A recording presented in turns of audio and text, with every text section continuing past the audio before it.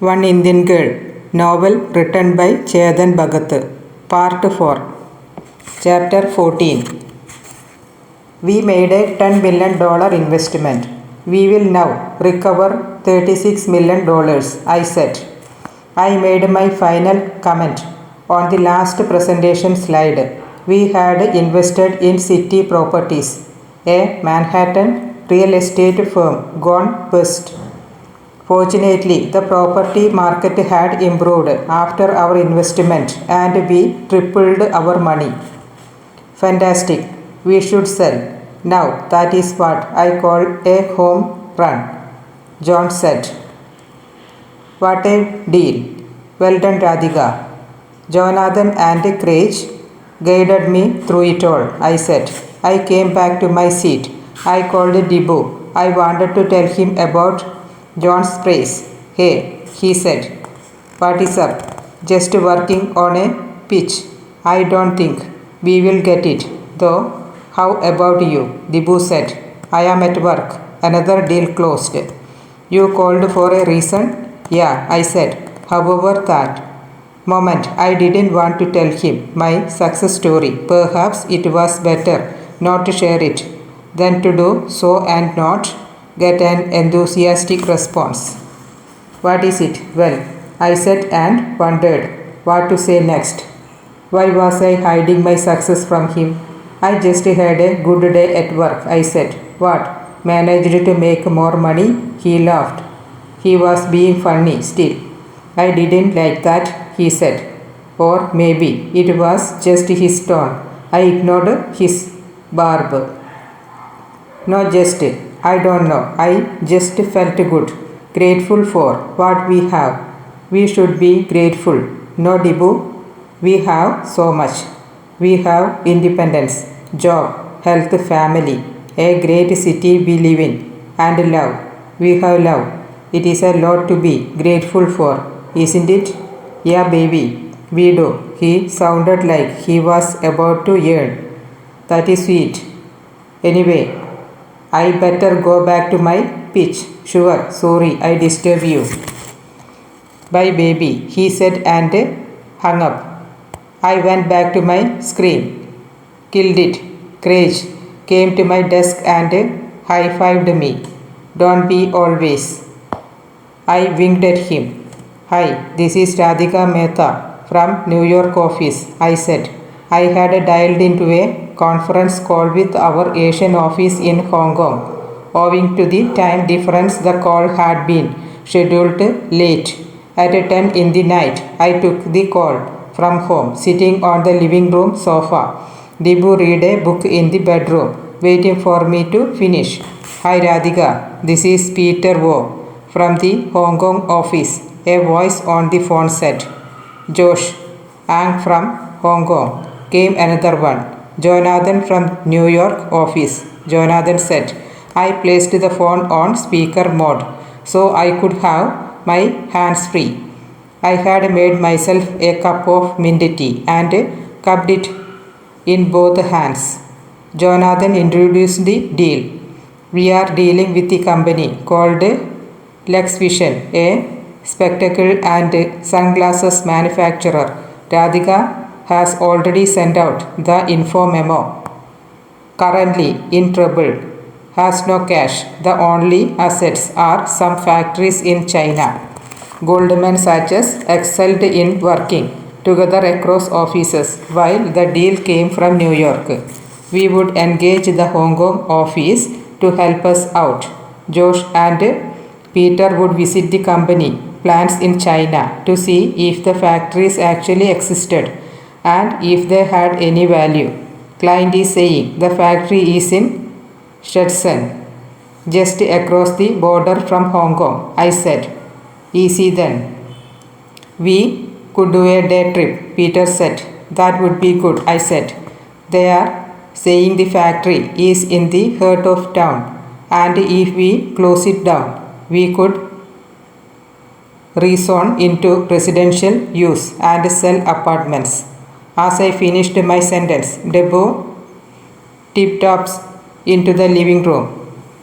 I placed a finger on my lips to signal him to be quiet. He nodded and pointed at the fridge. He walked up to the fridge and took out a cup of strawberry yogurt. He offered me some.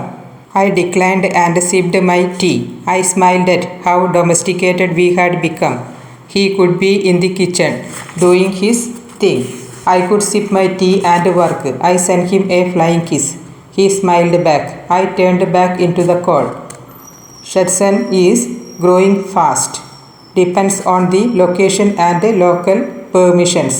What about the workers? Asked Josh, a VP in the Hong Kong distressed debt group. Dibu sat at the dining table and ate his snack. The call continued on the speakerphone. 200 workers. If we continue the manufacturing, they stay, I said. Though if we keep the business running, it is only worth 40 million.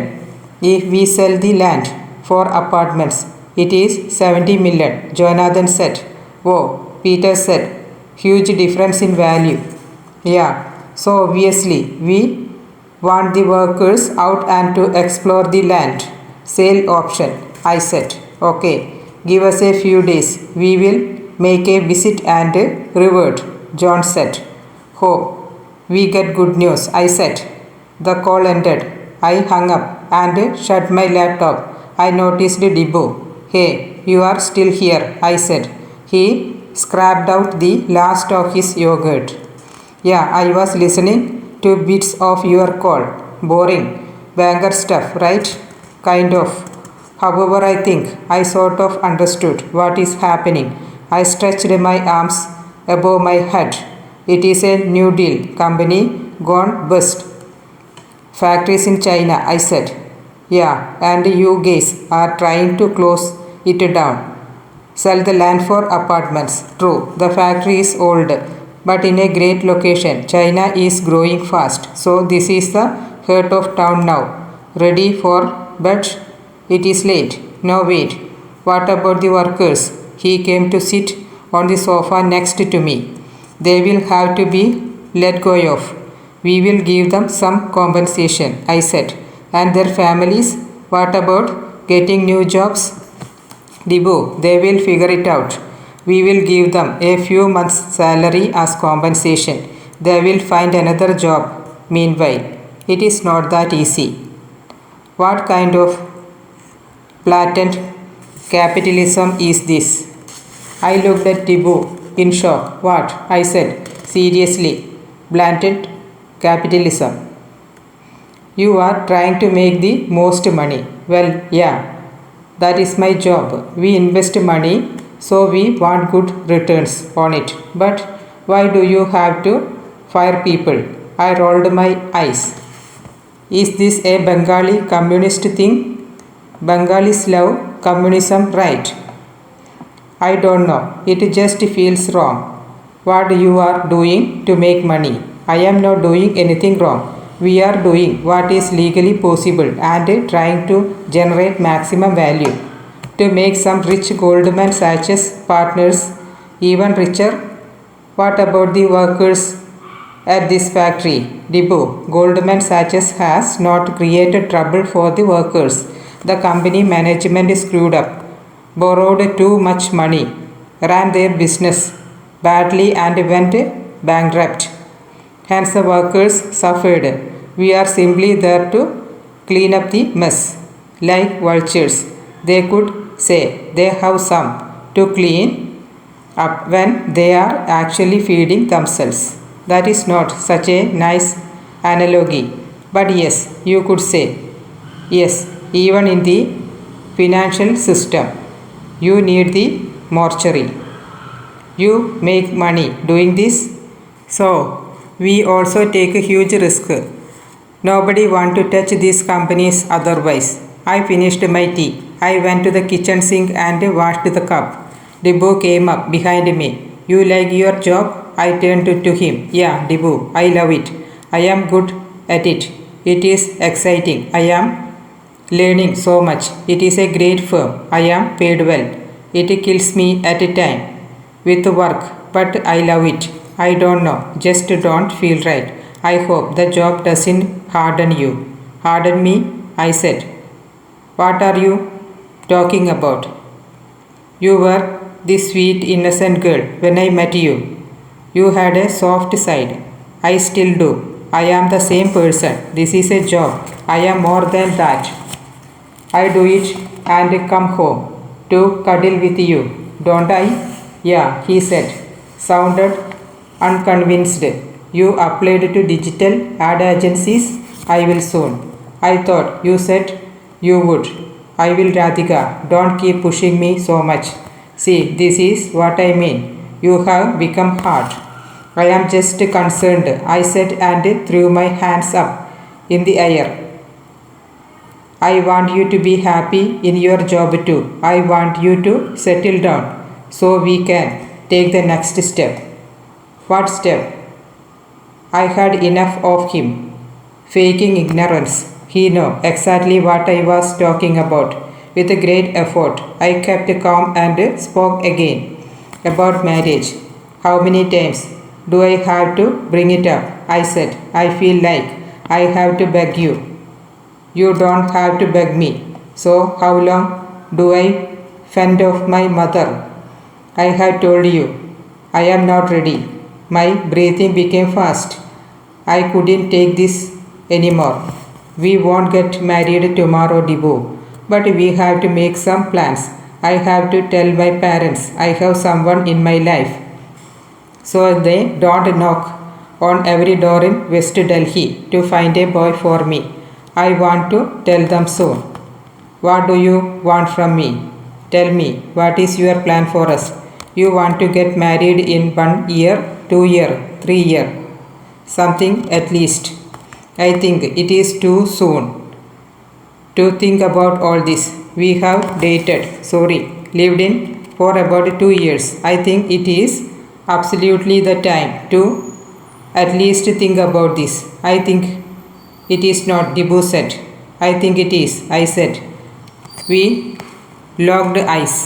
And so you must be right. After all, you get the higher bonus. So what do I know? Yeah, Dibu said. I gasped. I raised my hand and pointed a finger at him. What the fuck? What did you say? Nothing, he said, probably regretting his statement. Did you just bring my bonus into our marriage discussion? No, I didn't. You did. I did. I don't even think about it anymore. Is it on your mind? No, I don't care. You sure? If I were the sweet and innocent girl you met, whatever that means, you were also the sweet boy who talked about feminism while we talked in Manhattan. Remember? You will inspire other girls. Women need to show men they are no less. I don't care about your bonus, okay? That is not what this is about. So then what? Explain to me. Why is it wrong for us to discuss the future if we have lived with each other for almost 2 years? I am not sure, he said. About what? I don't know. Suppose we marry each other. We will start a family. Have kids, right? Yeah, of course, I said. So I am thinking, I don't know. I had this idea of what the mother of my kids would be like. Hey, mother of your kids, I said. Sometimes Dibu talks such wacko stuff. I wonder what they smoke in their ad agency offices. Yeah, it is important, right? What kind of mother I want for my kids, Dibu said. Sure, I want a good father for my kids too. Can you come to the point? So are you getting to keep working like this or leaving work once you have kids? I don't know. I haven't decided yet. I would like to work if possible. You think you can? Let us see. We'll have to work it out. If I make as much money as I do, I can afford full-time help. Take a house close to work. Have our parents come. He interrupted me. See, this is what I am not sure about. What? When you talk in such practical terms, what do you mean? Like, if you are like this, in this hard job, fire the workers kind of role, would you even be affectionate towards our kids? What the fuck, Tibu? I shouted. See, now you are losing it. Then you say you want to discuss things. This is not a discussion. You are talking bullshit, making sweeping judgments. I am not. Okay, I like you. I love you. But I want my kid's mother to be at home for them. Maybe I will be if needed. See, you are not sure. You have this hi-fi mega paying job. My job will have nothing to do with my commitment as a mother. Do you get it? We stared at each other in silence for about 30 seconds. He finally spoke again. I don't think I can do this. Really, I can't. My heart stopped for a second. Did he just propose a breakup? Oh my God. Had the only man who ever loved the unlovable me threatened to leave me? I turned my volume down and spoke in a calm voice. Debo, what is the matter with you? Why are you being like this? He shrugged. Work stress? No. It is the call. Listen, this is the distressed debt business. Don't get so affected. It is business. Not only that, I checked the time. It was midnight. I had to wake up at 6:30 to prepare for an early morning meeting. Debo, calm down. Sorry, I snapped at you. I will try to be understanding, okay? I went up behind him and hugged him. This is not the time to talk about such things. It is my mistake, I said. It is fine, he said, this entangling my arms. Shall we go to bed? I said. He nodded. We slipped under the sheets. I took off my night suit and drew him closer. I am tired. Good night, baby, he said and turned away from me. Within a few minutes, he had slept. I, on the other hand, kept awake all night, wondering what I would do if the one man who loved me decided to leave me. Since I hadn't slept, I got out of bed at 5 a.m. I spent the next hour making breakfast. I made pancakes, Debo's favorite. I also cut fruits, boiling some eggs and made toast. I wondered why I was doing this. Was it because I couldn't sleep? Or did I want to calm Debo down? Or to show I could be domestic enough to be a good mother? Or did I want to prove that I could be sweet and innocent, which probably translates into docile and submissive? I wanted Debo to wake up and be happy. I wanted it more than the China deal or a bonus or anything else. I scolded myself for feeling that way, but I couldn't help it. His words about me not being potential mother material had shaken me up. Wake up, Debo. Eat the pancakes and please tell me I am lovable. He entered the living room at 6:45. I had already laid out the plates and placed a jug filled with orange juice on the table. I switched on the electric hobs and put a saucepan on it. Wow, he said, rubbing his eyes. Good morning, I said in my most cheerful voice. What are you doing? Making pancakes. You love them. Remember, you want them with maple syrup or honey? Maple syrup. Is it the weekend? He said in a puzzled voice as he dragged a dining chair out to sit. No, Wednesday. I just thought I would cook us something special. On typical weekdays, we would gobble down cereal and milk and rush out of the house. I kept a plate of blueberries, raspberries and blackberries in front of Debo. Fancy, he said. Berries are good for you. Start with this while the pancake get cooked. He waved his hands. Don't you have to go to work? He said. I do. You had an important meeting in the morning, right? Yeah. I will have breakfast with you and then get ready. The smell of buttery dough filled in the living room. The pancakes turned golden brown. I arranged two of them on a plate. Drizzled maple syrup on the top. I cut a banana into thin slices and arranged them around the pancake. How about you? Dibu said as I gave him this plate. I am making more, I said. Does he think I am less hardened now? I wondered. He ate in silence, perhaps wondering if this was a dream. I made my pancakes and sat in front of him. They are delicious, he said. Thank you. I should say thank you. You put in so much effort. What time did you wake up to make all this? 5. Just an hour earlier, I lied. I hadn't slept at all. You do look tired. It is okay. I will be fine. I cut a piece of pancake. Radhika, I want to say something, Dibu said. I know. You will say sorry. It is okay, I said to myself.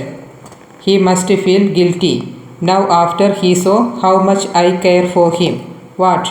This is really sweet. Thanks. So are you. A sweet gesture for my sweet boyfriend. Thank you, Radhika. This is really sweet, but what? Today you are making breakfast like this.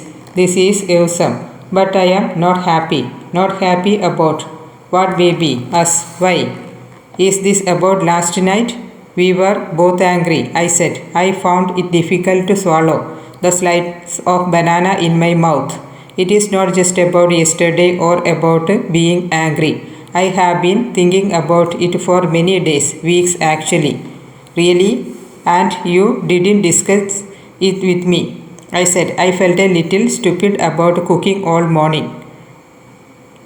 There is nothing to discuss. I know. I am not happy. You are bored of me? Don't be stupid. So, I am being calm, okay? But I have an image of the wife I want, the mother of the kids I want. I am not judging you, but I think I want a housewife. What? I said. My fork almost fell out of my hands. It is what I have been growing up. I go to work, make the money, wife take care of the home, simple needs, happy family. What are you talking about, Dibu? Didn't you say woman could achieve anything today? Didn't you encourage me when I had to apply for distressed debt? I did. I still admire you. I respect all women who achieve big things. I think it is great. But you can't be with them? I don't know. Maybe not. Maybe I could. But you made me think about marriage and I did. I visualized a future home. I would like my wife to be there for me and my kids. And I can't be there. That. Will you leave your job? Why, Dibu? Why do I have to leave it? I like it. It is rewarding and fulfilling to me. What about the home? What about the home? You are going to work too, right? Why can't I? Oh, so you want to work and I stayed home? I didn't say that. But why do I have to choose one of the two? I get it. What, Dibu? You make more money. I should quit my job, right? Not the high-fiving you. Will you stop it? Stop calling me high-fiving or whatever. When you do, well, I am happy for you. Am I not? Why can't you be? He looked at me once and then sideways. I let out a deep breath and spoke again, as calm as possible. Nobody need to quit if they don't want to. We can still have a good happy family, I said. Dibu kept quiet. I could tell my words did not convince him. Say something, I said, putting my cutlery down. He remained quiet, continued to eat in silence. Tears welled up in my eyes. I wiped them with a tissue. He placed his hand on mine. Don't cry, he said. Don't make me cry. And then say, Don't cry, I said, my voice breaking. Leave all this banking and morning meetings. You are stressing yourself out. I am fine, I said as I continued to cry. I am fine. You are this simple Indian girl. You need to love and be loved. Yeah, I am, I said, sniffing as I composed myself. I will take care of us. Don't you just want to be there for me and our future kids? I checked the time. It is 7:20. I really need to rush. I walked towards the bathroom. Debo spoke behind me. See, this is what you do. I am discussing something with you, he said. I turned to him at the bathroom door. I have a morning meeting. I am presenting a deal, I told you. But I am discussing something important. Leave the meeting today. I can't. I have to present the China deal.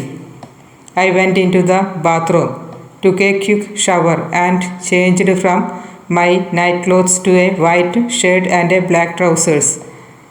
When I came out, Debo was still sitting at the dining table.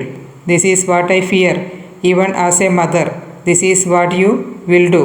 Then what? He said. I didn't respond. I stared at him for 5 seconds. He cowered a little, nervous at what I would do next. I reached the entrance door and opened it. I stepped out of the house. I glared at him one more time and slammed the door shut. Chapter 15. Wow, big party night yesterday, Jonathan said. We sat in the meeting room waiting for others to arrive. No, I was at home. We had the China deal call, right? I said. But your eyes, they are red. I didn't sleep well actually. Deal stress? Life stress. Jonathan smiled. I know the feeling, he said. Crane, John and a few other VPs and associates from the distressed debt group arrived. In the next few minutes, I presented the Lex Vision deal to get everyone's view. I would get a local Chinese property developer involved soon, John said. He was right. China had too many regulations. You needed a strong local partner to navigate the system. Sure, I said. Hong Kong office is visiting the factory. We'll ask them to talk to a few developers too. I finished my presentation and sat down. Another team presented their deal. My head hurt from lack of sleep. I was trying my best to pay attention to the speaker when my phone buzzed in my trouser pocket. I ignored it first. It buzzed a few more times. The meeting room was dark as the speaker made a slide presentation. I slid out my phone and held it in my hand beneath the table. I had several messages, all from Debo. Radhika, I can't do this anymore. Think whatever of me, but this is not what I want. Trust me, you are not an easy person to be with. I want a simple life. I just want a simple Indian girl. I want to break up. I will move out. We'll leave the rent for this month on top of the fridge. Bye. My face froze as I stared at the screen. I couldn't react in front of the team. I clenched my teeth so my eyes wouldn't stream. Excuse me, I whispered to Jonathan next to me and stood up. I need to step out, I whispered and tiptoed out of the meeting room to confront the darkness I faced in my life. I went to the ladies' room and reread the messages. I called Debo. He cut my call. I called twice again. Can you call me? I sent him a message. He didn't respond. I came back to my cubicle, sat in my seat, and covered my face with my hands. Tricia, a 60-year-old American secretary in our group, glanced at me. You okay? I nodded. My lips a flat line. Just tired, I said with effort. Are you going to call me? I sent a message again. There is nothing to talk about, he replied. I called him. He cut my call again. I'm busy. His message said. What could be more important than this? I responded. Can you leave me alone, please? Came his answer. My eyes welled up. I didn't want to cry in office. I sucked in my breath. We have lived together for 2 years. Is it that simple to end it? I sent him a message. I should have ended it earlier, he said. I called him. He picked up. I have called you. I can't talk. Stop calling me, please. Can we talk later? I pleaded as my voice began to quiver. I really have to go. Bye, he said. That was that.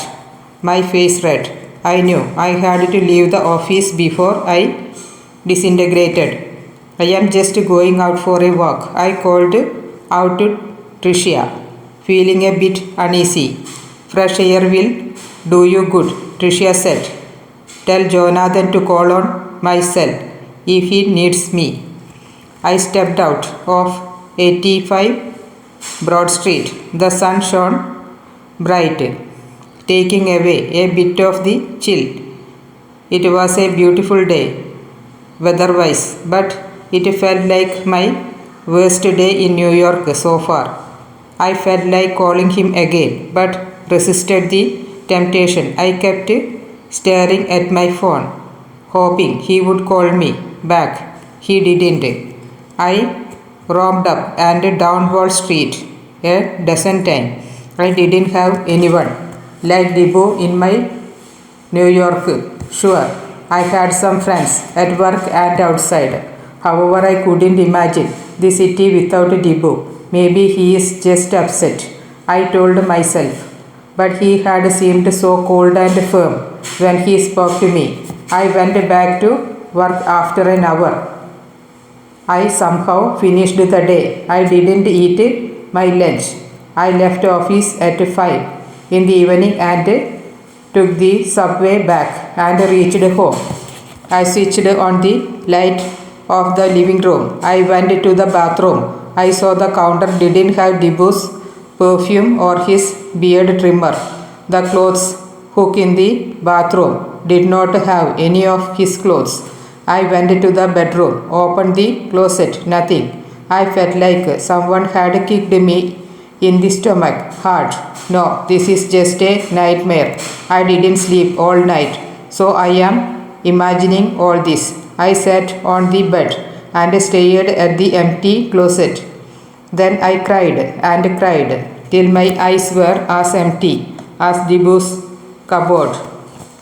Please, Debo, the house is so empty without you, I said. I held on to the pole in the subway compartment. Debo had left home 5 days ago. I had called him every day, trying to convince him to come back.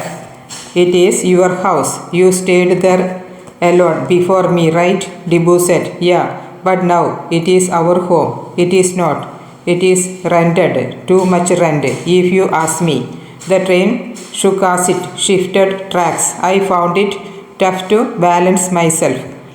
You know what I mean, I said. It is okay. You will get used to it, he said. I can't. Please, Debo, don't you miss me, I said. A part of me felt horrible for groveling before him like this. I teared up in front of everyone in the subway. I am just a habit. Trust me, Debo said. My stop has come. I will call you from home, I said and hung up. It gave me an excuse to call him again after a while. Maybe he would be convinced this time. How desperate are you? Minimi said.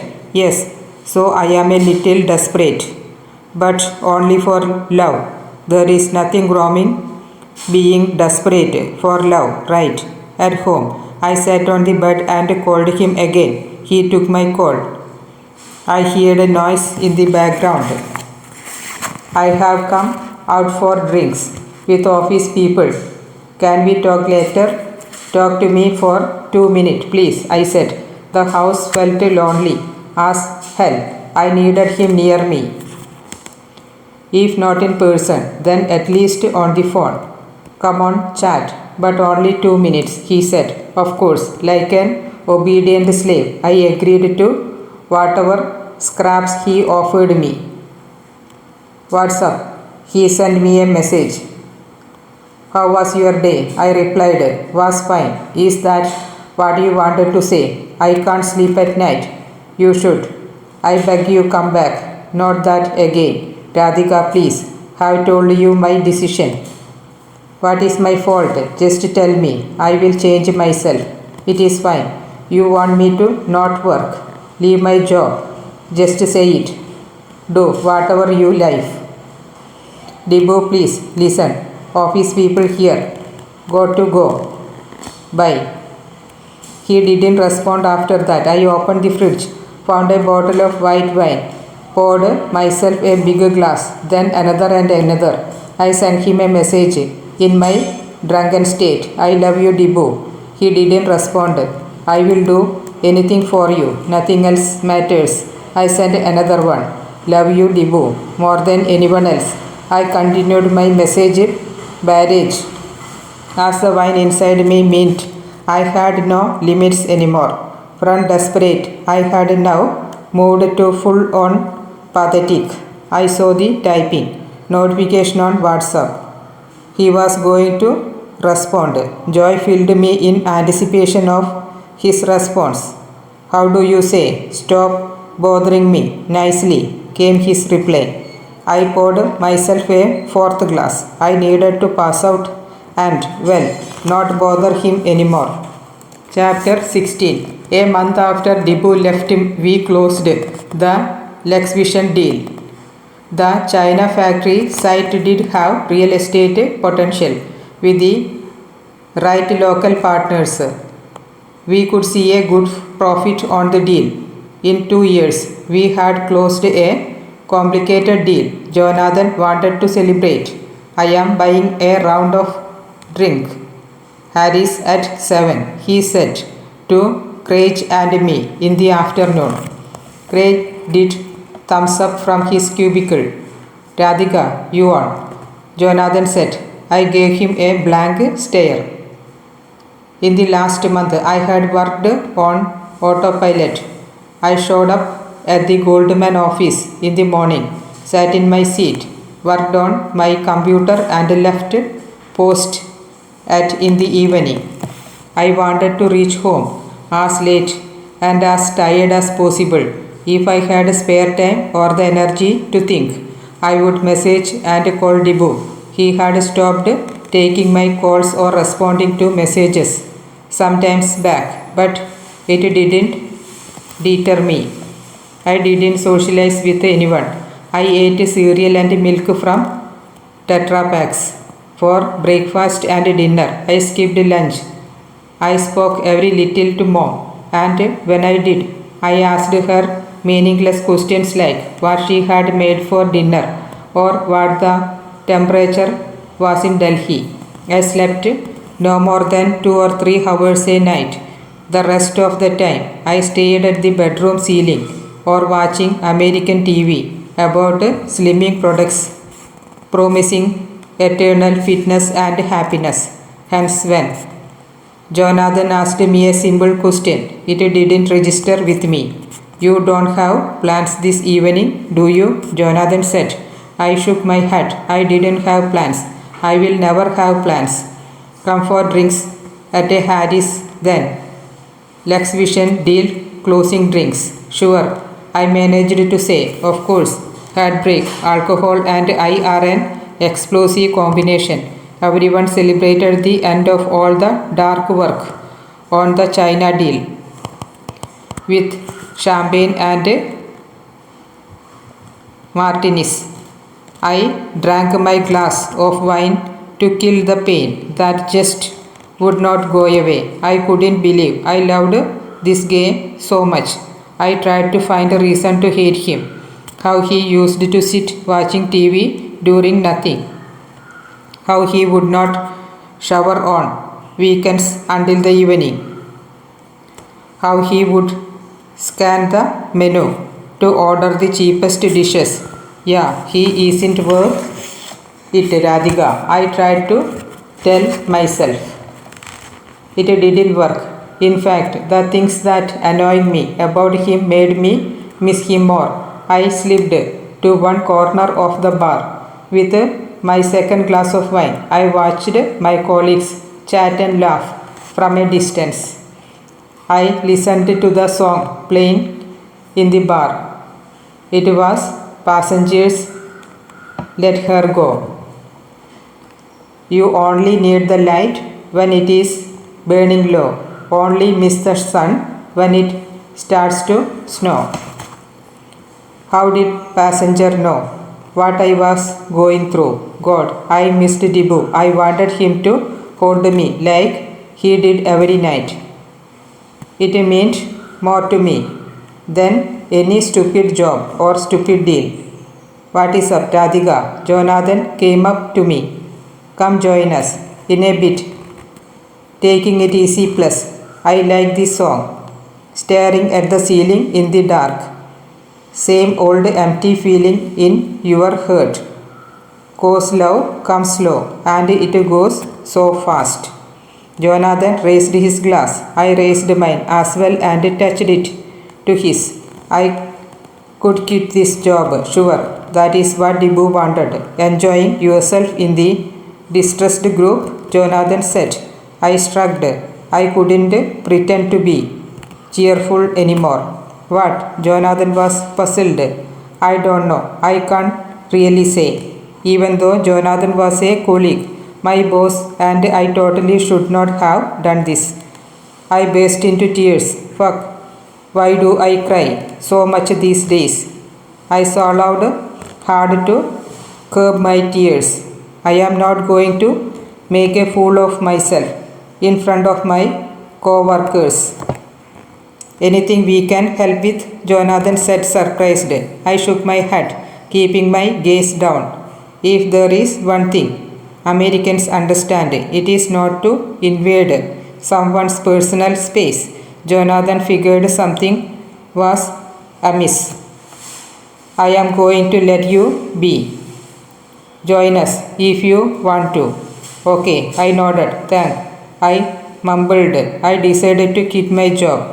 No deal or company or job was worth it. I only enjoyed all this when I had Dibu. I needed love. Unfortunately, Goldman doesn't hand out love at bonus time. I debated whether I should tell Jonathan now. However, he seemed to be having a fun conversation with Craig. I didn't want to spoil anyone's mood. I did bottoms up on my third or fourth or fifth glass of wine. I tried to call Dibu to tell him about my decision to quit work. He didn't pick up. I decided to tell him face to face. I gestured to Jonathan that I needed to go. He gave me an understanding nod. I came out of Harris. The wine made me feel weightless, airborne, at a florist kiosk on Wall Street. I bought a dozen dark red roses. I checked the time 7:30 p.m. and hailed a yellow cab. Tiffany on 5th Avenue, please, I said. I reached the Tiffany store just a few minutes before it is closing time. Rings for men, I said. The polite salesperson took out several gold and platinum rings. I chose a classic men's platinum band. Excellent choice. That would be $2,000, the salesperson said. I took out my credit card. Thank you. Would you like it gift wrapped? He said. Yes, please, I said. I rushed out of the store and hailed another cab. Brooklyn Heights, please. The taxi took the FDR, crossed Brooklyn Bridge and entered Brooklyn. It took me 40 minutes to reach Dibu's building. He had moved back to his apartment with his old roommates. The elevator of his building had shut down for temporary repairs, so I climbed up the 5 floors to reach his apartment. I was about to ring the bell but paused. I wanted to give him a complete surprise. I had come with news of a resignation, a bouquet of roses and a ring. I wanted him. I was ready to be his girl, just the way he wanted me to be. I lifted the potted plant outside his house. I found the bunch of house keys under it. I opened the door. It was dark in the living room. I switched on the lights. I wondered if anyone was home. 2 bedrooms had their doors ajar. These belonged to Dibu's roommates. I walked up to the 3rd bedroom. I could hear music. Yep, Dibu was inside. I knocked twice. I don't think he heard it. Had he slept off while listening to music? I checked the house keys. I tried them one by one on the bedroom door with my right hand, since I held the bouquet and the blue Tiffany box in my left. One of the keys worked. I gently opened the door. I just wanted to slip into bed with him. A tiny bedside lamp was switched on. It took me a second to process what I saw. Dibu and a white girl lay there naked, intertwined with one another. I couldn't breathe.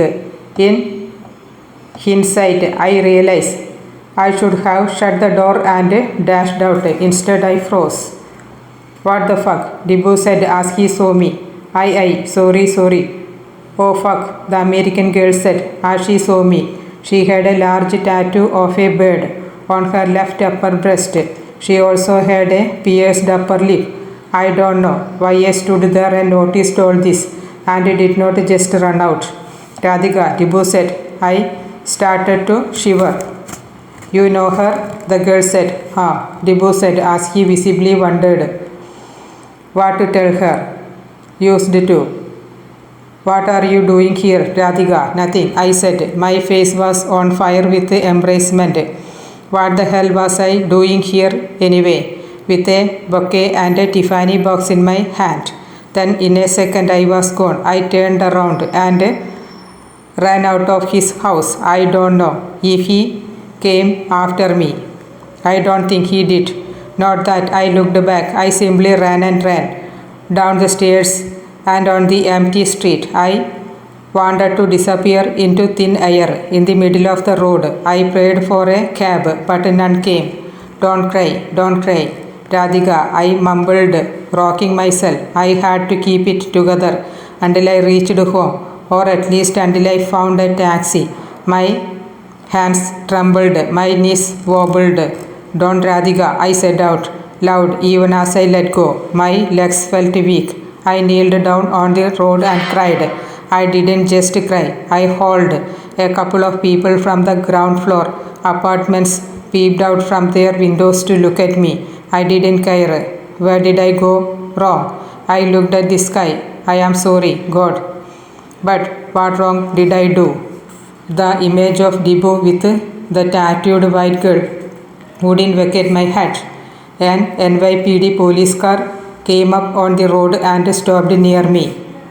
You alright, lady? A cop spoke to me from inside the car. I looked up at him and nodded. You live here? No. Rebecca, you want to go home? I nodded.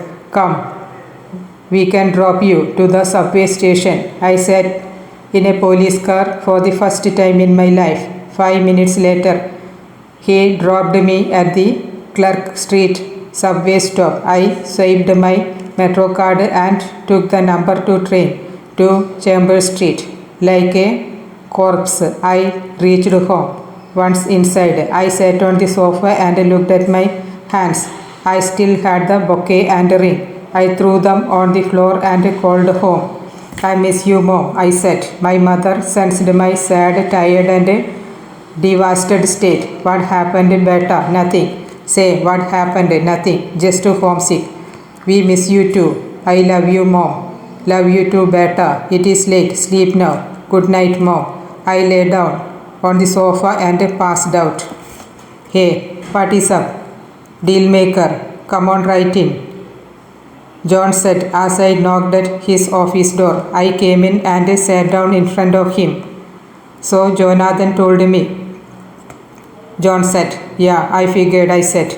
Personal reason? John said. I nodded. I had sent in my resignation. I had really tried to get back to normal, but now New York wouldn't let me. Every street, every nook, every inch of Manhattan made me think of him. Hell, I was such a wreck that every advertisement hoarding, because Debo worked in advertising, you see, made my heart sink. Every restaurant menu took me back into dinners with him, even in my own house. The kitchen, the couch, the bed, everything screamed his absence.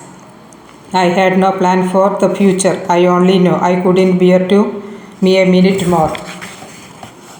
In this city, where I had loved and lost the only man who loved me, I looked out of John's window. I saw the Hudson River and the buildings of Brooklyn past him.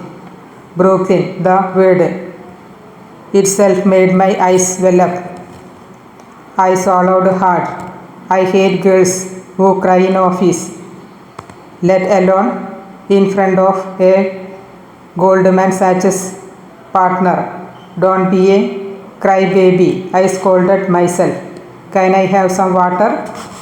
I said instead. Sure, John said. I poured myself a glass of water, took a slow sip, but the tears slipped out anyway. I lifted the glass higher to cover more of my face. It didn't help. My body shook as I stayed to cry. Some of the water spilled on his table.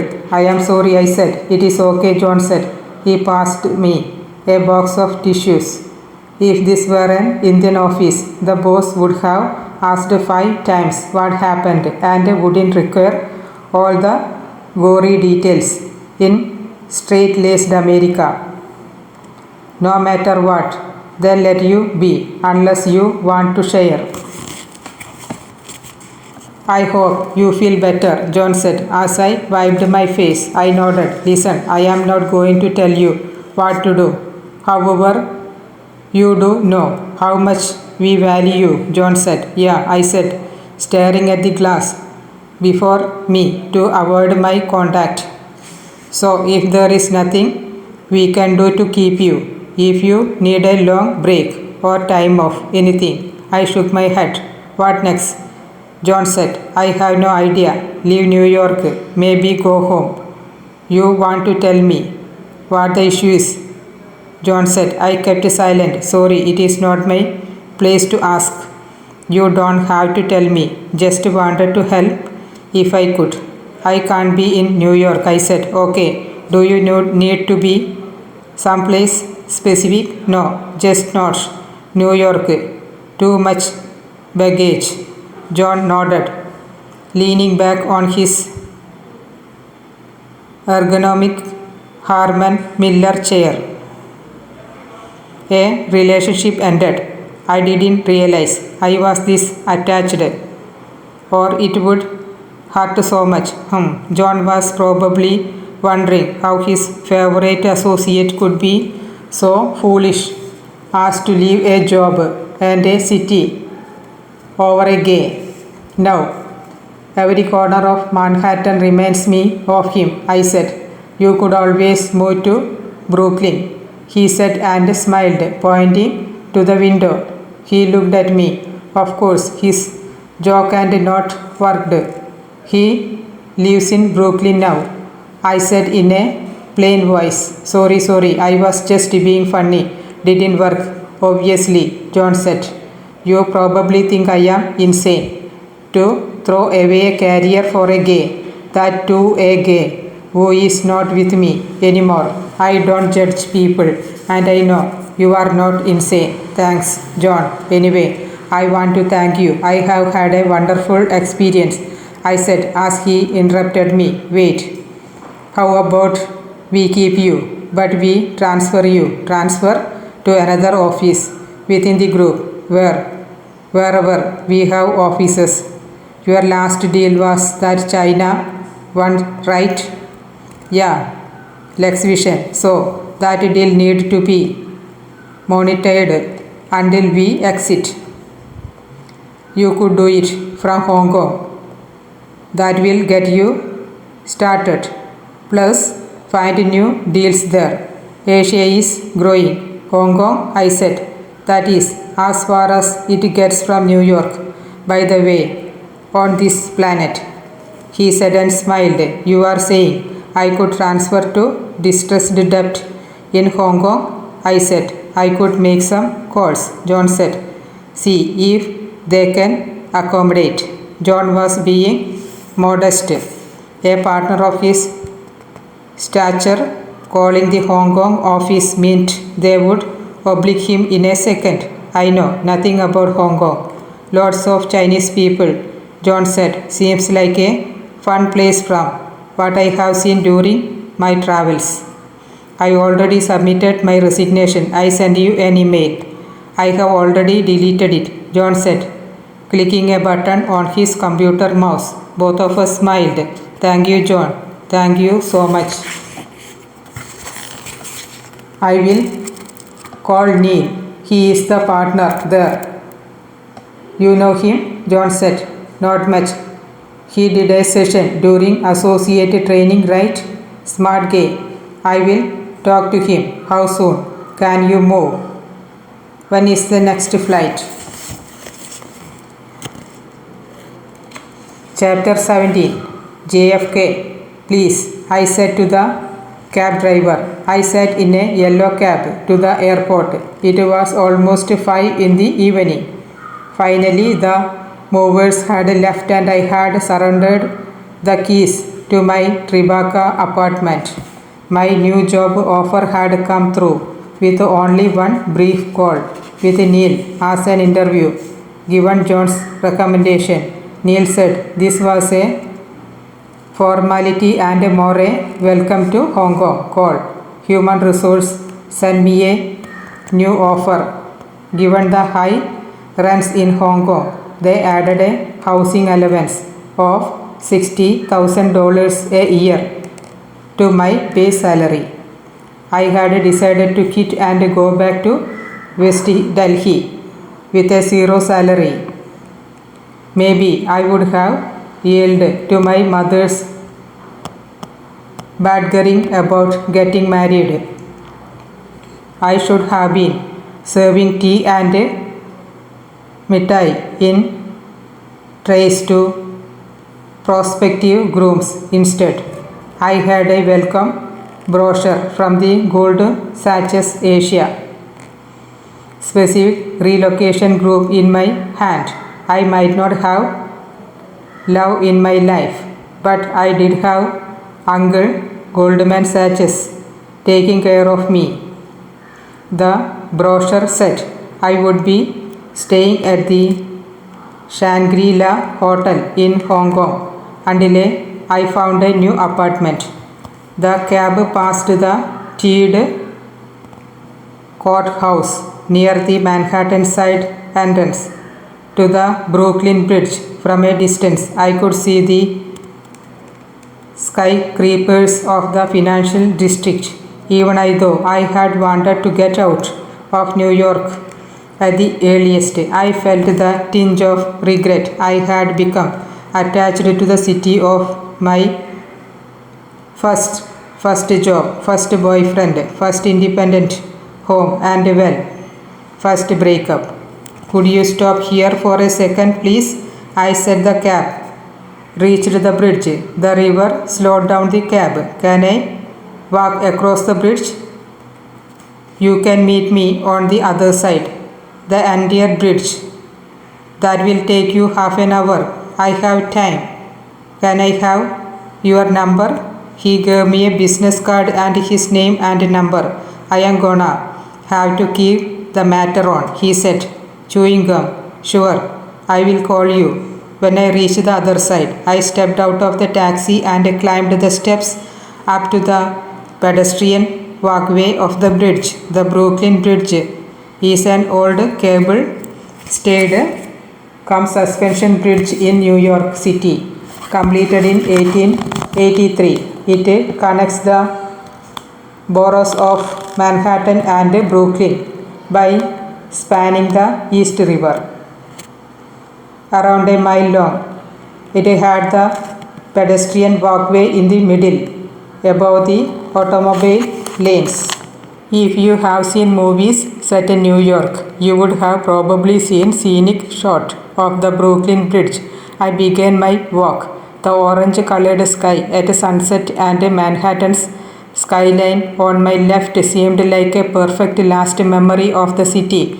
The peak hour traffic passed below me.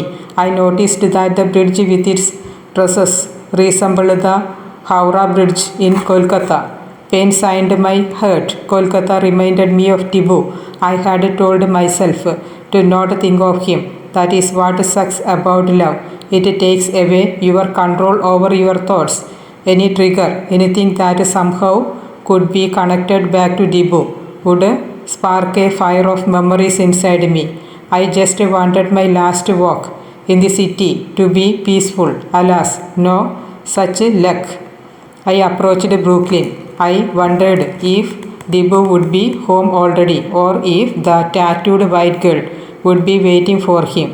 One of his roommates had told Avinash, who then told me that the girl was a waitress at Chipotle, a Mexican fast food chain. I didn't ask further. I wondered if he loved her so much that he never thought of me, or did he miss me? Focus on the walk. Breathe. I told myself. Why doesn't the brain listen once in a while? Why can't it just take in the beautiful view? Isn't it the brain's job to figure out a way to avoid pain? So why is it only generating thoughts that kills me? I reached the midpoint of the bridge. Tourists took pictures of the panoramic scenery. I took out my phone to take a last snapshot of New York as well. After I clicked the picture, I opened my WhatsApp. I doesn't know why I did it, but I checked Dibu's profile. He had the same picture as always of him posing next to the lake. That Central Park. He was online. I took a deep breath, typed hi and pressed send. He read my message but didn't respond. I didn't want him to think I was chasing him again. I typed another message. I am leaving New York. You know, the most annoying thing in the world when it says typing on WhatsApp, but then the typing vanishes. I have a cab waiting. Dibu, say what you have to say fast, please. I said in my head. Good, came his response. Could he be any meaner? So, okay, I had barged into his apartment. I had been entered his bedroom. Sure, he was mad at me, but did he realize that the person he did lived with for 2 years was leaving the city, the country, or even the continent? I meant, I am leaving now, on my way to the airport.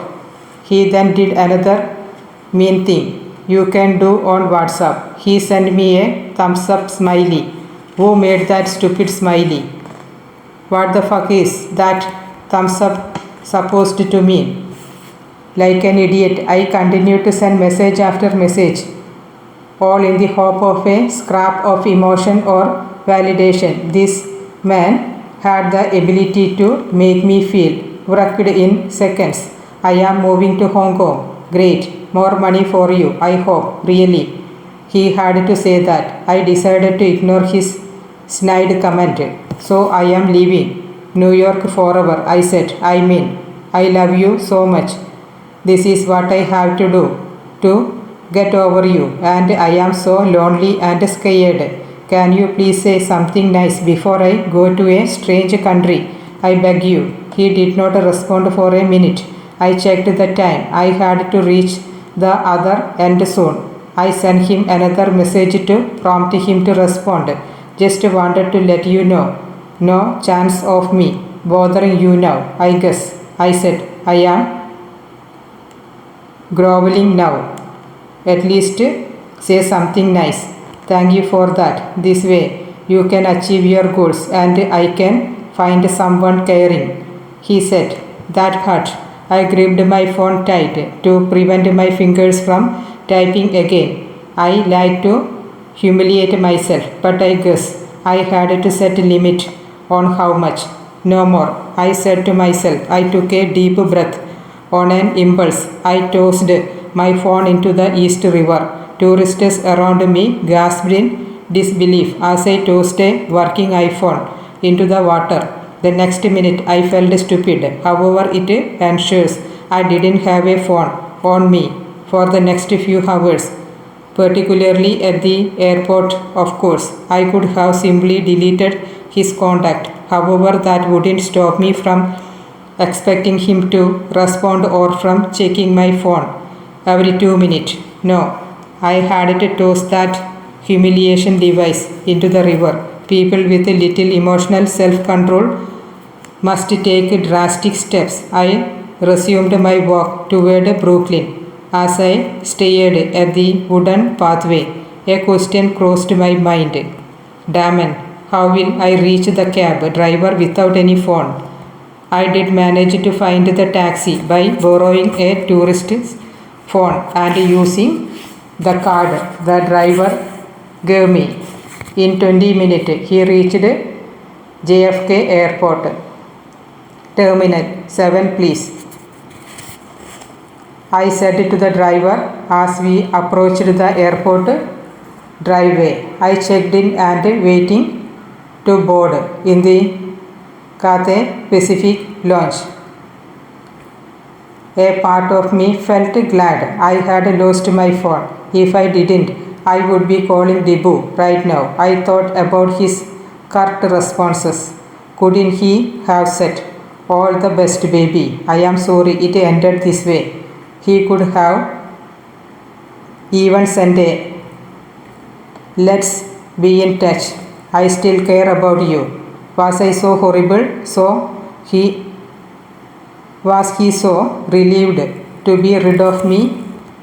Lost in these thoughts, I boarded the Cathay Pacific plane. With its dark green interiors, I sat in the plush business class seat. Courtesy, my bank, the only one in the world that seemed to care about me. A pretty Chinese girl in a fitted red dress came up to me. She offered me a glass of champagne. I declined. I had no reason to celebrate. I looked out the window as the plane started to taxi for its long 16-hour flight. My eyes filled with tears. I felt lost in my luxurious surroundings. Too sad to stay, too sad to leave. Perhaps this is how it will be from now. I thought. I will remain sad forever. The plane took off. I continued to cry as New York became smaller and smaller in my window. The flight attendant noticed my tears after the seatbelt sign went off. She came up to me with a hot towel and tissue. I used the hot towel to wipe my face. The heat felt nice on my skin. "Thank you," I said. "Would you like to eat something, Mom?" she said. I shook my head. "Maybe just the starter. We also have a lovely carrot and ginger soup." I nodded. She pulled out my tray table and placed a white cloth on it. She took another cloth napkin and placed it on my lap. She brought me a tray of food. It contained fresh salad, soup, and brown bread. I had not eaten all day. I finished everything on my tray. Later, she offered a raspberry pudding for dessert. After I ate it all up, she brought me hot peppermint tea. I enjoyed her full attention. "Is this the kind of wife men want? Ready for bed?" she said. I nodded. She adjusted my seat and converted it into a flat bed. She placed a white sheet and a pillow on it. As I lay down, she draped a quilt over me. I realized something. Debu wasn't the only one. I also wanted someone like this lady to take care of me. Why can't woman get a wife? Chapter 18. I wiped a tear from the corner of my right eye. A little of kajal came away on my finger.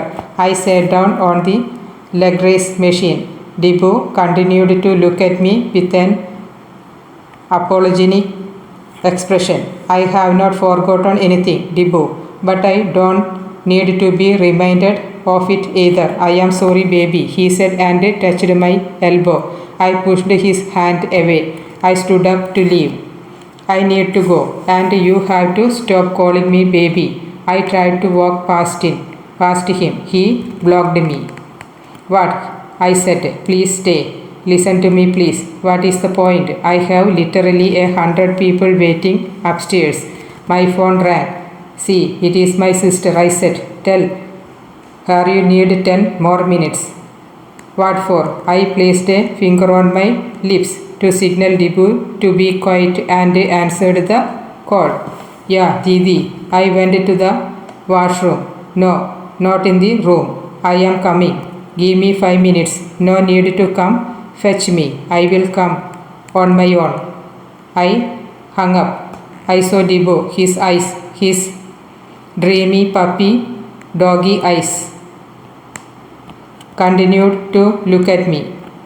What? I said. I made the biggest mistake of my life, Dibu said.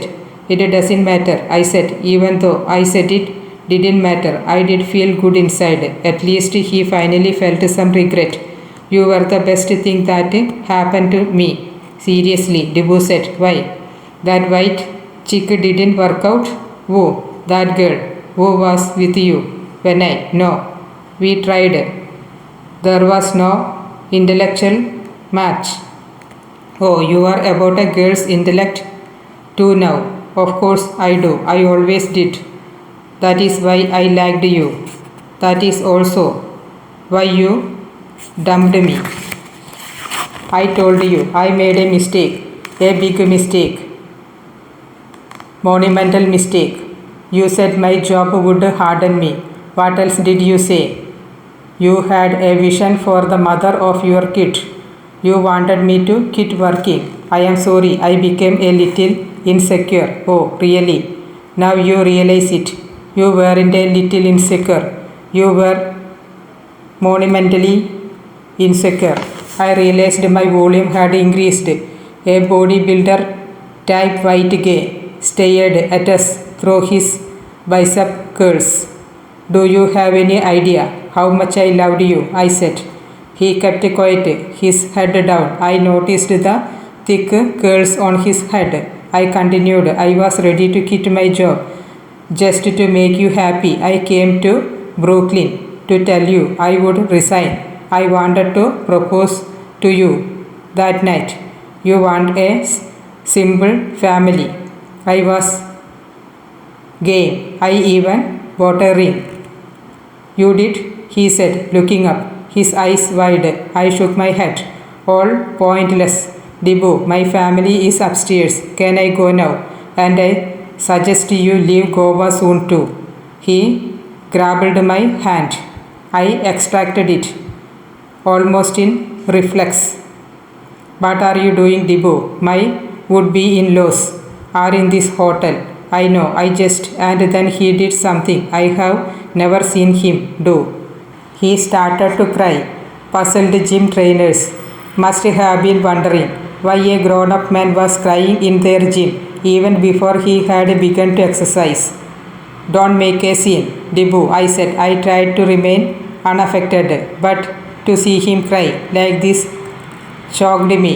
He knelt on the floor. Please, baby, please, I beg you, Dibu said. I have come all the way from New York. I looked around. The last thing I wanted was anyone noticing us. I held Dibu by the shoulders. Get up, please. I pulled him up. I handed him one of the hand towels kept in the gym. He used it to wipe his face and compose himself. Stop being the victim here, Dibu. Remember how you treated me. You would not take my calls. You were rude on messages.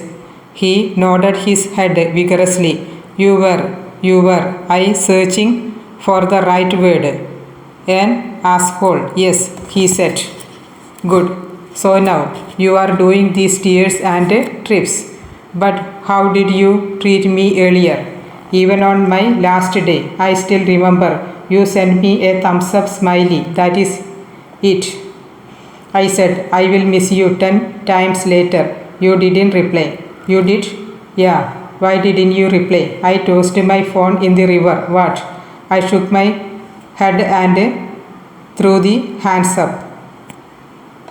No point digging up the past. Why not? After you, I tried to be with several people. I dated other girls. Nobody connected with me like you did.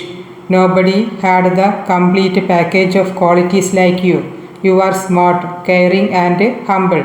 You are easy to live with. You kept our little apartment too well. I still remember how you gave me that surprise party when I got a promotion. Which girl does this? Anger filled me. I wanted to slap him. My arm tightened. What? You want to slap me, right? Do it. I looked around. Everybody seemed busy with their own exercise. I lifted my hand and slapped him hard across his cheek. Oh, he called. You actually slapped me? I flexed my fingers. My hand hurt. Now you tell me all that. You couldn't say it earlier. I gave you surprise parties, yes, but how did you react when I got my first bonus? Like a dick. Exactly. Where did your feminism go? My feminism didn't go anywhere. My muscularity did. I told you, I felt insecure. How can my girl make 3 times as much as I do? So what? I work in a bank. It pays better. You choose your passion. Advertising. Why did you have to compare? Wasn't it all our money? My phone rang again. This was my mother.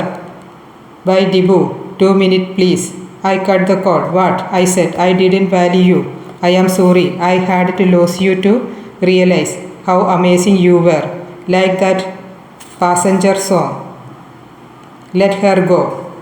I know that song. I had cried to it. I wanted to tell him, but I didn't.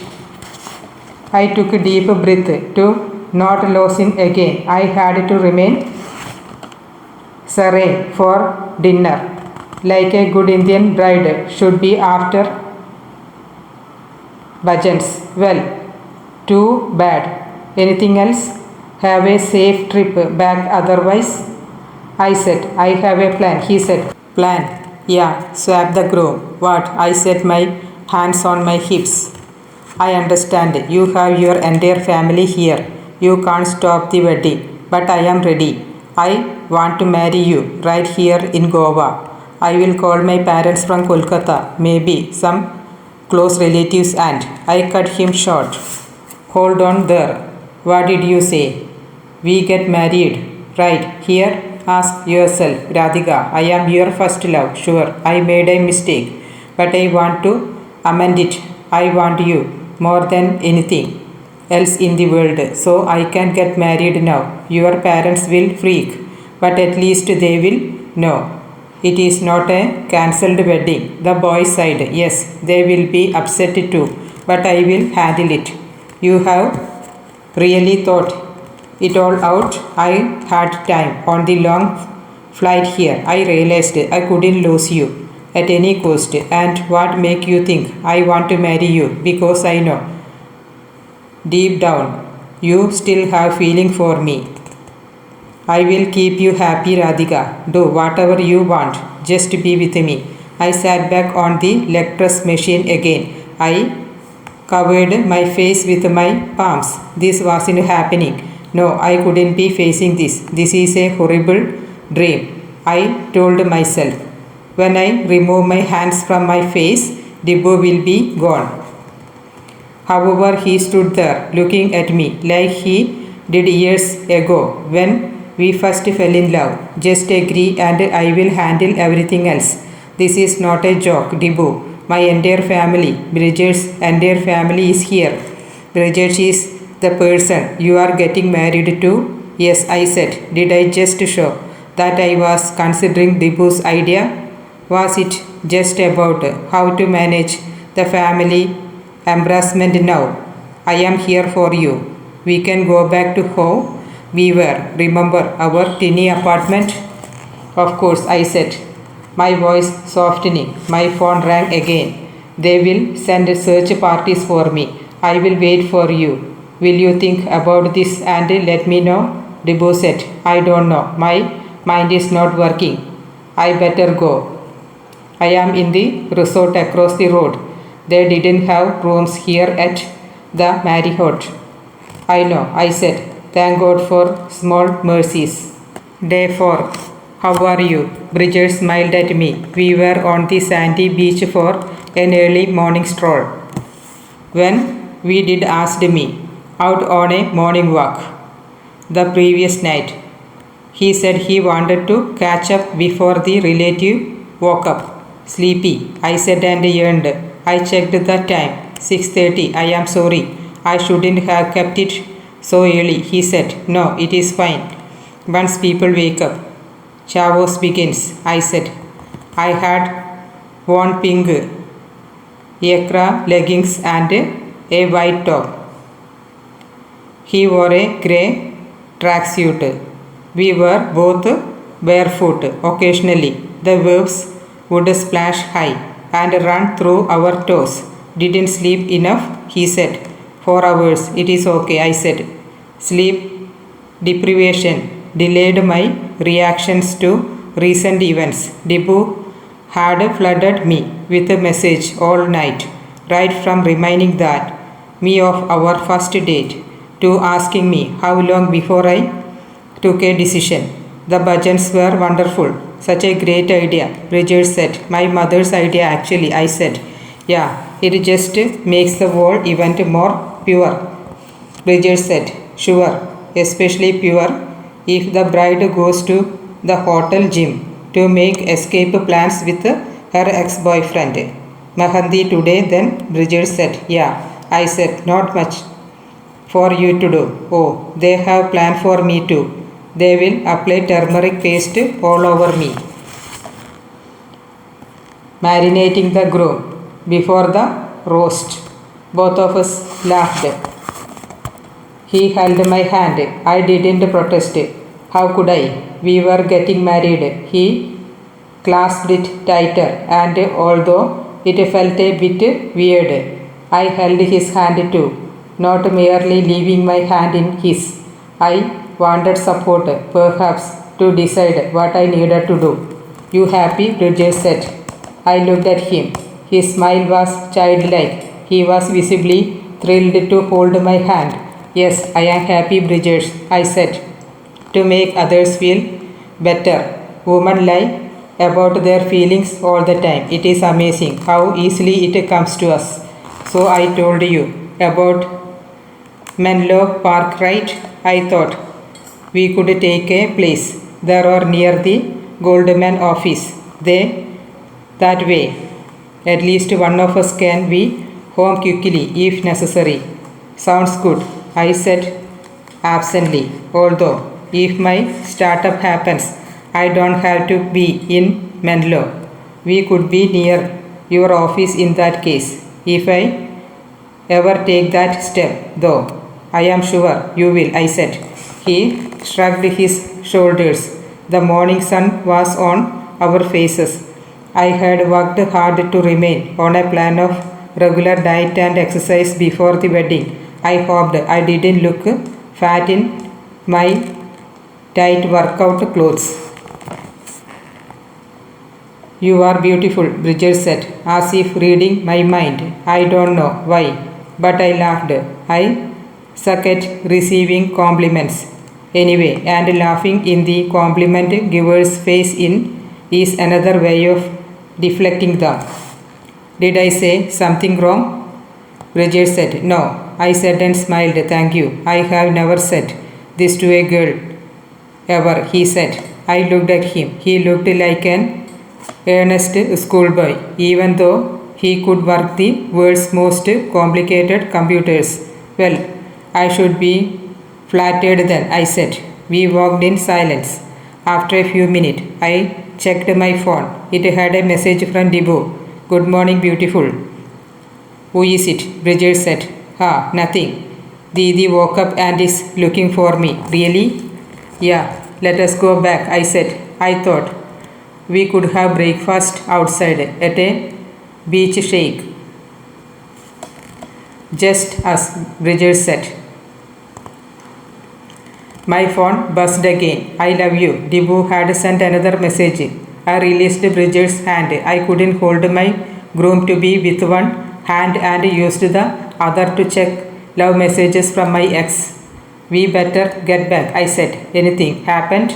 I nodded. Bridget didn't say anything after that. We walked back to the hotel. I kept a little distance from him, so he couldn't hold my hand again. I held my phone tight and ignored any incoming messages.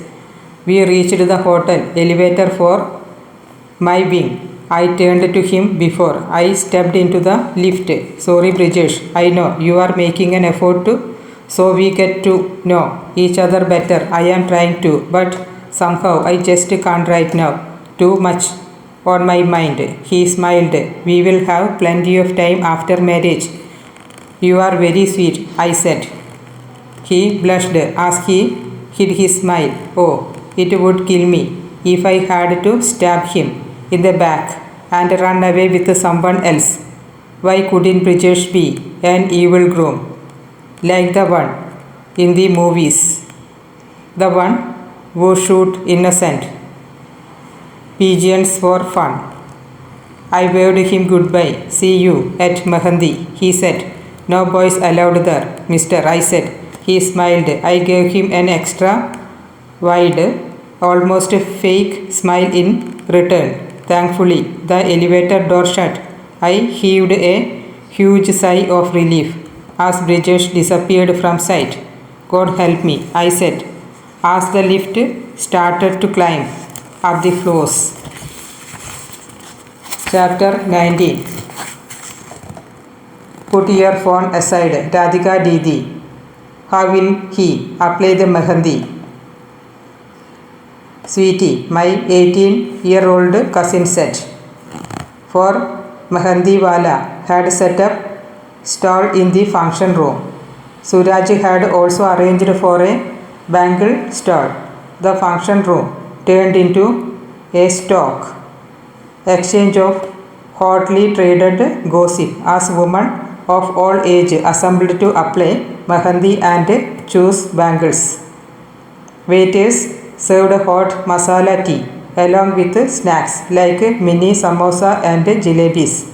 As women waited their turn, they discussed topics ranging from the latest lehenga trends to the creepiest uncles to who slept with whom in Bollywood.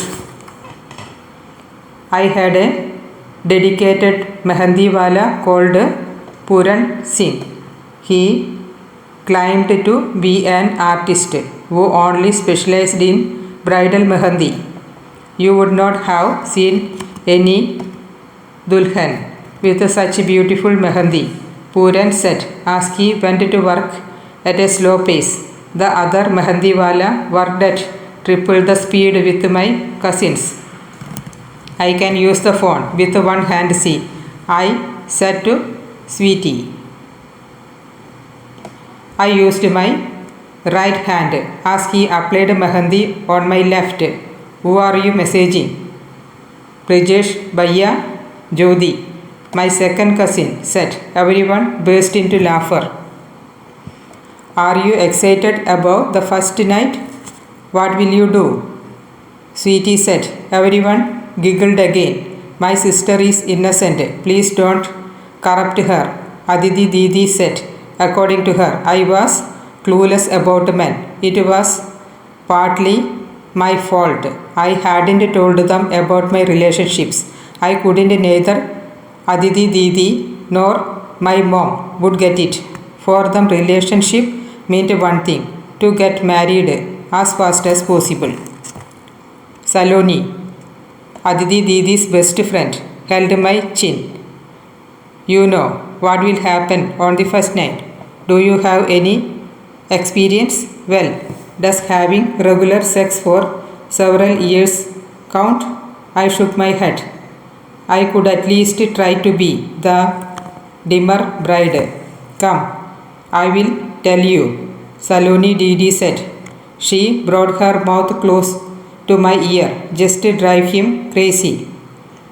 Tear off all his clothes and drive him crazy, she whispered.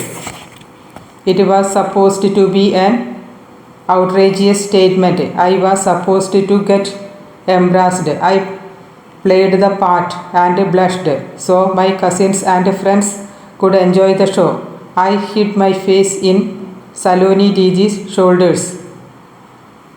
I don't know why I did that, just to entertain the crowd or to make them believe I was actually innocent. Why do I have to be this fake? The girls finally left me alone as their turn came. With the other Mehandiwalas, I checked my phone. Baby, I am waiting. Dibu had sent me the WhatsApp. I know, I replied. It is not that difficult. Just tell them you have another gay. Whom do I tell? Anyone? Your mother, your sister. Is this a good idea, Dibu? I am really confused. It is love, baby. It is meant to be confusing. Even I was about you. But now I am sure. I want you to be Mrs. Radhika Sen. The name Mrs. Radhika Sen made me calm a little. Madam, don't move so much, the Mehandi Gay said as I furious tapped with my right hand. Not sure if I will change my surname. Don't, he said. I didn't respond. He tapped after a minute. Is that a yes though? I don't know, Dibu. I am at my Mehandi. Hard to use the phone too. Baby, please, just say yes. I kept the phone aside. I have been doing this for 20 years. You have the most beautiful hands of them all, Puran said. You say this to every bride? I said. He looked at me and smiled, showing his pan-tained teeth. Actually, yes. I smiled back, shaking my head. My phone buzzed again. Your left hand is almost done. We'll need the other one soon, Puran said. I nodded and checked my phone. The message had not come from Dibu. It came from an unknown international number. It began with +852, the code for Hong Kong. Hi, it is Neil, the message said. Madam, can I have your other hand? And don't move your left hand now. It has fresh Mehandi, Puran said. Give me 1 minute, I said to the Mehandiwala. Hi Neil, I replied. I heard you are getting married in Goa. Yeah, cool. Office people told me. Yes, what is up? I am in Sri Lanka. Due diligence on a deal. Okay. Can I call you? Radhika, focus on your Mehandi or I will kidnap your phone again, Aditi Didi said. 10 seconds. I implored Aditi Didi. Too caught up right now. I typed back. I pressed send. I kept the phone aside on the cushion next to me. Puran held my right hand and started to apply Mehandi. He had spent 2 hours to make an intricate floral pattern in my left hand. He needed the same time on my right. My phone screen lit up on the beautiful cushion. I had another message. It is urgent, Neil said. I couldn't respond. I did not have any hand free. He called. I used my pinky finger to disconnect the call. He sent another message. Listen, please talk to me for 2 minutes. I couldn't. How do I tell him? He continued to send me messages, one after another. Don't move, Radhikaji, Puran said. Neil continued with his messages. I have a lot to tell you. Been meaning to reach you sooner. Are you going to reply at least? I can't. I screamed in my head as Puran Singh drew an intricate circle on my right palm with henna paste. The message kept popping up. You know that this can't be done on that chat or even on a call. Something are just better discussed face to face. So maybe I should do that. Yeah. Okay then. You are reading my messages but not responding. So yeah, face to face. I sat there, exasperated and helpless. Bhaiya, can you hurry up? I said to Pooran. It is Shadi ki Mehendi. How can you hurry it up? You saw your left hand?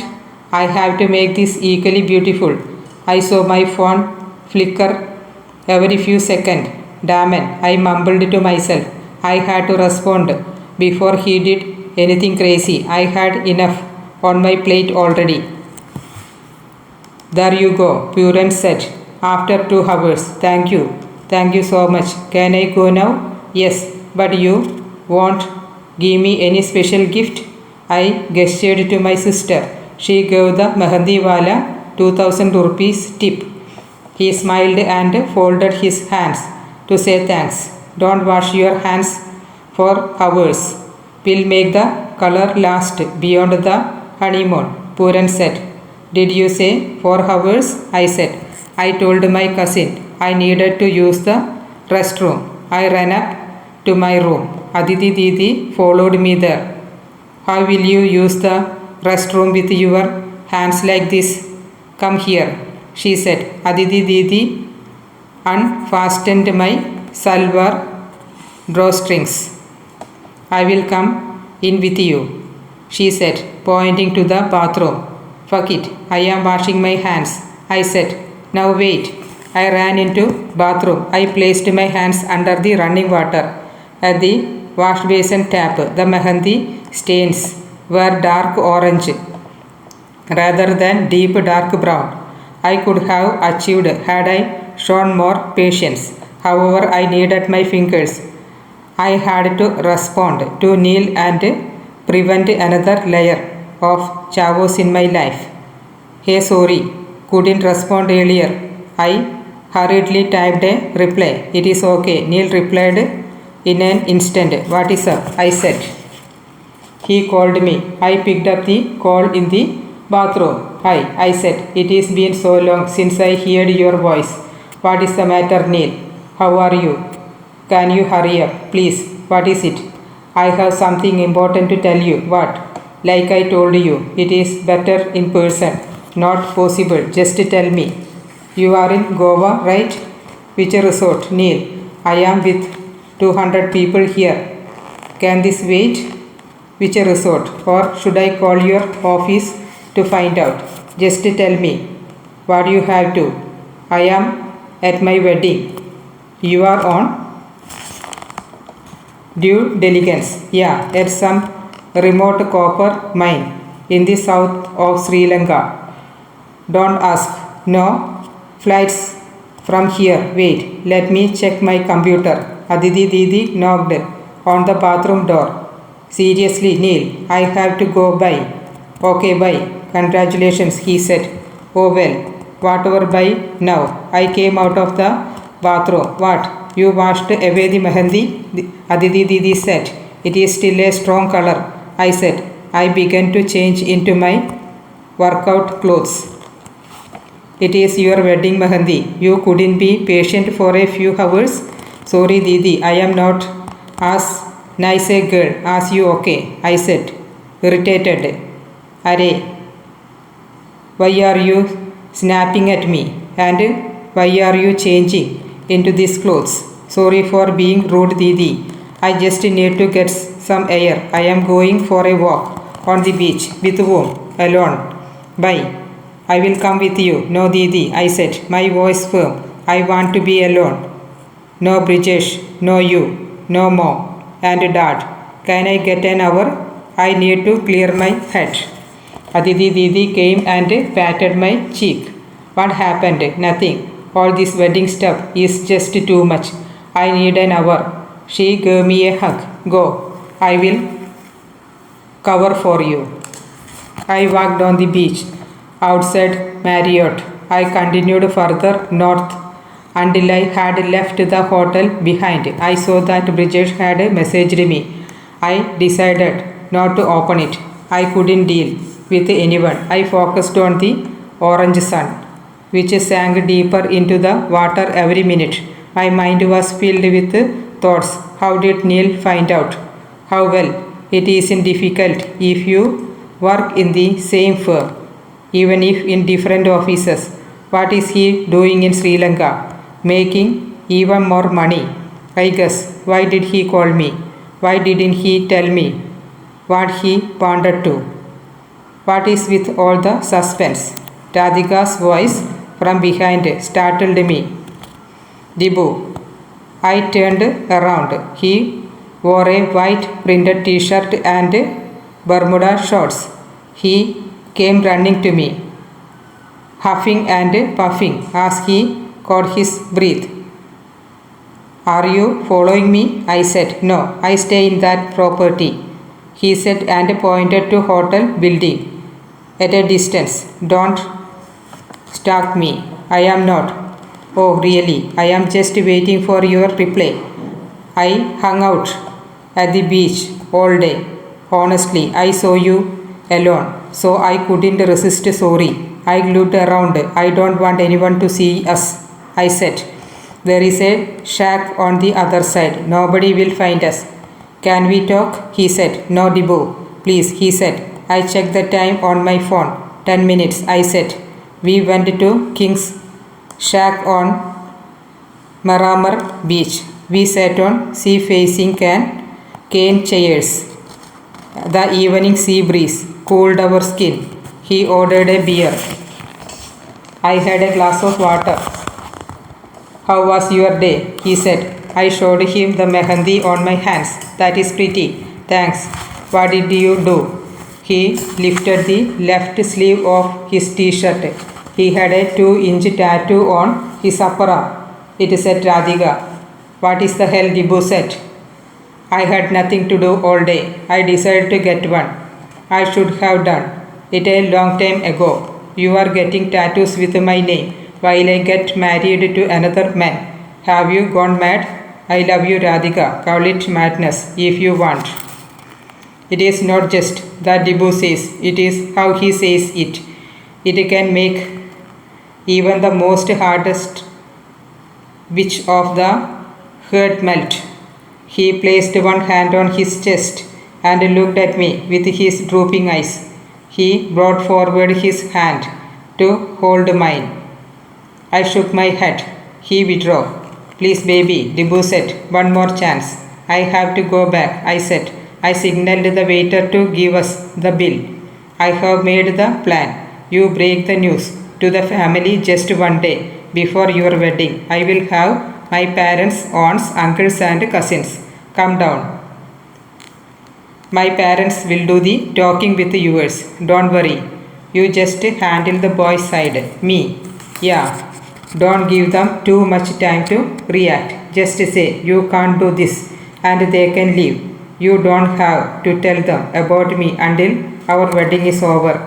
My heart started to beat at turbo speed. Dibu, I said. It sounds crazy, baby, but this is the only way. Your relatives will murmur a bit, but at least they won't say that the wedding was cancelled. As for the boys' side, who cares? We will be in New York in no time. What? You can get a transfer back to New York, right? Or if you want to remain in London, I can come there. We'll do whatever you say. I am sure you are in an important role now. Dibu, what are you talking about? All this. Okay, now I needed to go, I said. I stood up and walked out of the restaurant. He followed me. He came up close behind me and whispered, have faith in me, baby. My phone rang. Rajesh. I stepped aside to take the call. Hey, I said, I sent you a message. Sorry, I didn't see. Where are you now? I said and wondered what to say. Around only. Another sunset walk. Like yesterday, Dibu went back to pay the bill and smiled at me from the distance. I spoke to Brijesh. No, I don't want to go for a walk. Oh, okay. Brijesh said, disappointed. But I need a drink, I said. There There is that open air lounge in the Marriott, he said as I interrupted him. No, away from the Marriott, somewhere else. I need to get away, I said.